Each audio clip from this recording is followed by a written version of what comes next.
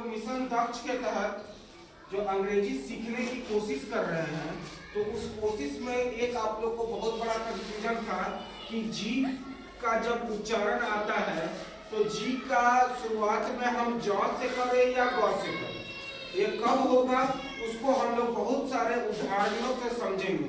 अब ध्यान दीजिए कि कब हम लोग ज का प्रयोग करेंगे और कब हम लोग ग का प्रयोग करेंगे। तो जी के बाद कोई भी शब्द अगर शुरू हो जी से या बीच में भी शब्दों के बीच में भी अगर जी आ जाए तो कब हम लोग उसको ग का उच्चारण में पढ़ेंगे या ज का उच्चारण में पढ़ेंगे, उसको इस नियम से समझते हैं। क्या कि जी के बाद जब ई आई वाई, याद है सी वाला जो बताए थे बच्चों, पिछले क्लास में हमने सी वाला बताया था कि सी के बाद जब ई आई वाई आता है तब उसको सौ पढ़ते हैं। उसी तरह जब जी के बाद ई आई वाई आता है तब उसको हम लोग जॉ पढ़ते हैं। क्या पढ़ते हैं? जॉ।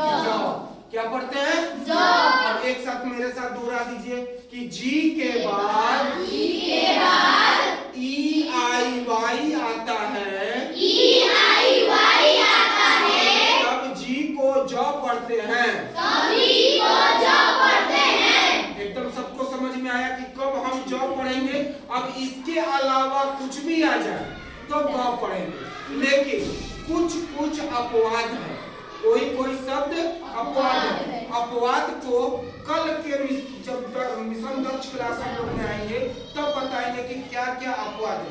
आज हम लोग उन शब्दों को सीख रहे हैं जो शब्द हमें ज और ग में कंफ्यूजन करता है। चलिए, जैसे अब यहाँ पर पढ़िए क्या है, जी आई ए एन टी। तो ये गाइड पढ़ाएगा कि जाइंट पढ़ाएगा, तो कैसे हम लोग जानेंगे? तो जी के बाद क्या आया है? आई। और जी के बाद जब आई आता है तो हम क्या पढ़ते हैं? जॉ।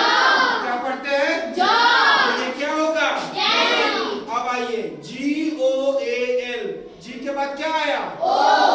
ना तो ई है, ना तो आई है, ना तो इसको क्या पढ़ेंगे? तो पढ़ाएगा गोल। क्या पढ़ाएगा? गोल। उसी तरह एफ आर ओ जी, अब जी के बाद कुछ है ही नहीं तो ग पढ़ेंगे, इसको क्या पढ़ेंगे? रॉ। क्या पढ़ेंगे? रॉ।